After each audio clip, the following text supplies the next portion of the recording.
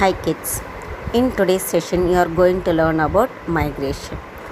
Actually it is defined as the permanent or semi-permanent change of residence of an individual, otherwise group of people over a significant distance. The term migration refer to the movement of people from one place to another. Actually UNO defined the migration as a form of geographical mobility of population between a geographical unit to another, generally involving a permanent change of residence. That means we are changing our residence permanently from one place to another place. That is called as a migration. The important aspect of the social science is the human migration. It has maintained a close relation with the mankind from its earliest stage onwards. Migration is one of the most important dynamic human activities from the very beginning of human life. That means from the early man when he started to search the food. From that day onwards, the migration it is going on. Okay, and also we may say that early man he searched for the fertile land alone, but after that what he did there, from where he can able to live together, according to that alone which climate it will be very suitable for him, according to that he migrated from one place to another place. What are the factors of migration? We will move there. Okay, the favorable factors which attract people towards a location are called as a pull factors. That means the factors which attract the people towards to a location are called as the pull factors. For example, we may say so many members they like to live in the larger cities, okay, like a metropolitan cities like Chennai, like that. That means what are the facilities we are receiving in that city, that all that factors are called as a pull factors. The unfavorable factors which make the people to move out from a location are called as the push factors. Somewhere you may living there, but you may not like that environment. Maybe you can't able to get any other education facilities, otherwise the hospital facilities, market facility, like that. Then what you will do, automatically you will move from that place to another place where you can able to get. So that all the things are comes under the, what are the things, push factors. It is pushing you from that place to another place. Okay, what are the factors that is responsible for the migration? We will move there. Ecological or natural causes of the migration. The causes operate under this category are natural one. They include volcanic eruption, earthquake, flood, drought, like that type. These events force the people to leave their native place and settle in the new areas. The condition like the availability of the water resources, areas free from the hazards, pollution also attract the migrate peoples. Economic causes of migration. Economy, it is one of the most important cause for human migration from one area to another. Various economic causes determine the level and direction of the migration.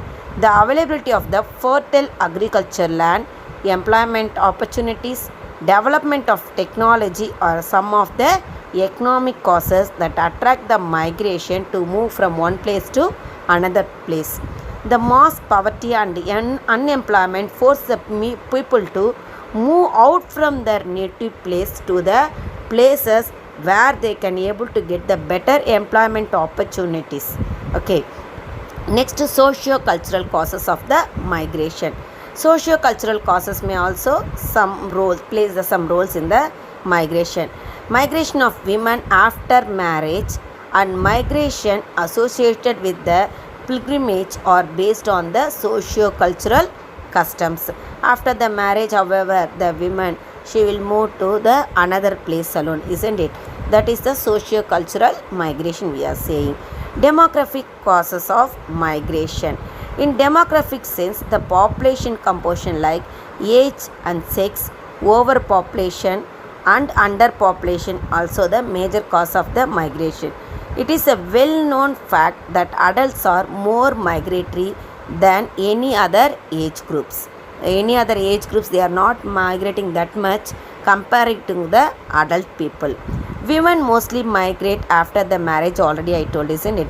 Generally, overpopulation also considered as a push factor and underpopulation to be the pull factor in the context of the migration. Political causes of the migration. Various political causes like colonization, wars, government policies, and so many things are there which always been playing an important role in human migration from one place to another place. Wars have been one of the significant cause of the migration since ancient time onwards. Types of migration. What are the types of migration? Based on the movement associated with the administrative limits. Internal migration and as well as we are saying that one as a rural to urban migration, urban to urban migration, rural to rural migration, urban to rural migration, like that we are taking that. First we will move on to the internal migration. The movement of people within a country is known as the internal migration.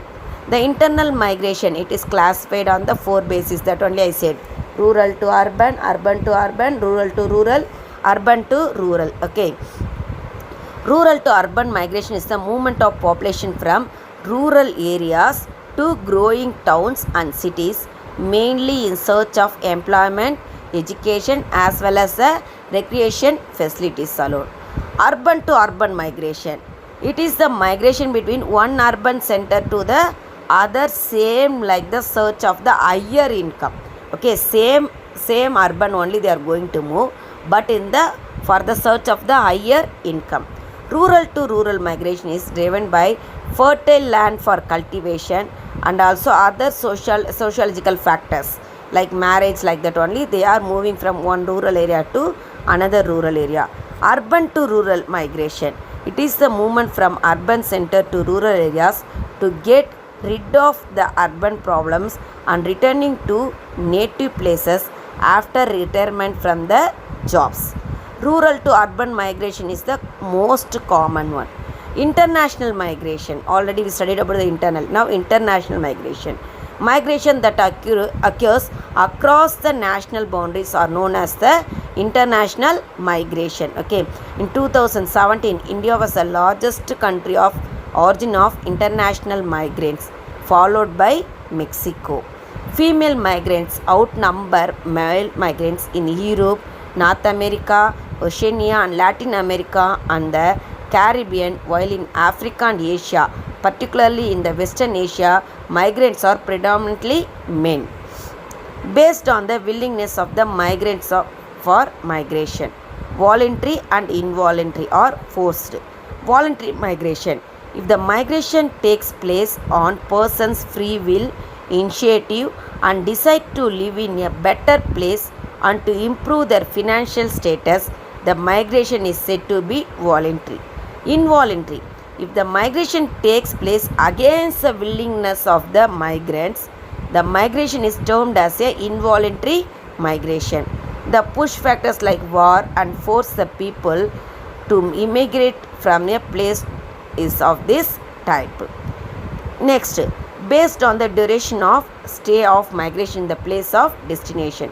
Short term, long term, seasonal migration. Okay, short term migration. In this kind of migration, the migrants stay outside only for a short duration before returning to the place of origin. The duration may be from a few days or by few months.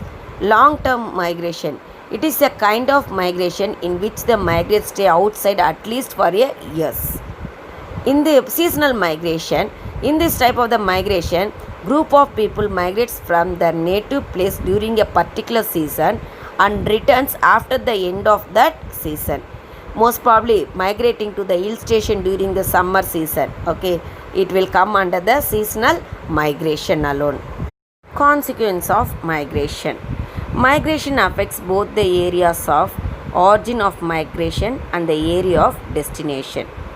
We may say the so many consequences are there: demographic consequence, social consequence, economic consequence and environmental consequence. In this one, first we will move on to the demographic consequence.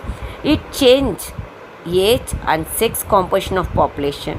Migration of females after their marriage lead to decline in sex ratio in the source regions and increase the sex ratio in the regions of destination. That means one of the place the female sex ratio it will decline, in another place it will increase.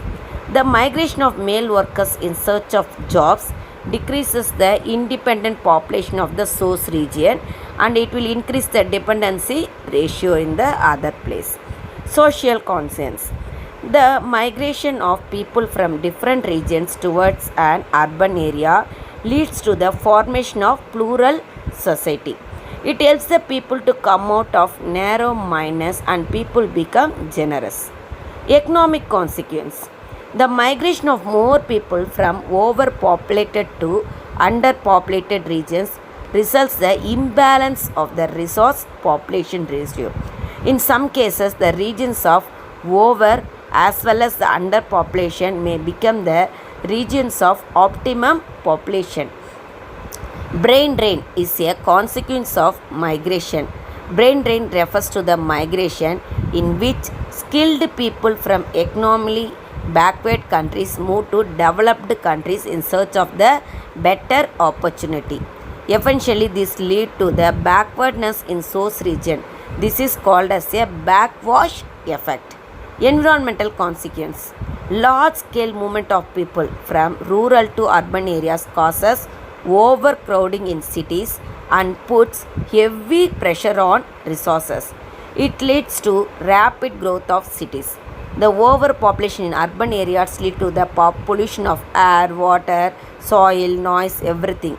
Scarcity of the drinking water, lack of space for housing, traffic congestion, and poor drainages are the common environmental problem prevail in urban areas.